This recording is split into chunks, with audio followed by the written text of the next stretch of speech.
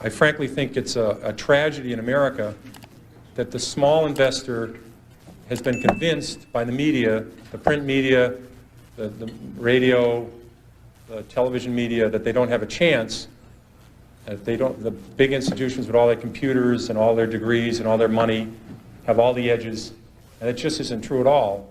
And when they're convinced, when this happens, when this occurs, people act accordingly.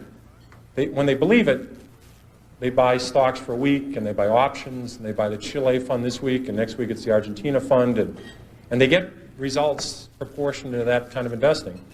And that's very bothersome. I think the public can do extremely well in the stock market on their own. I think the fact that institutions dominate the market today is a positive for small investors.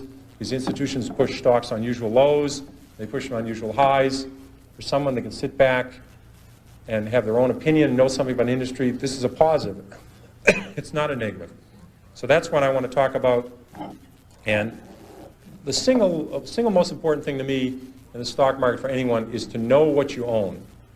I'm amazed how many people own stocks. They would not be able to tell you why they own it. They couldn't say in a minute or less why they own it. Actually, if you really press them down, they'd say, the reason I own this is the sucker's going up. I mean, that's the only reason. That's the only reason they own it.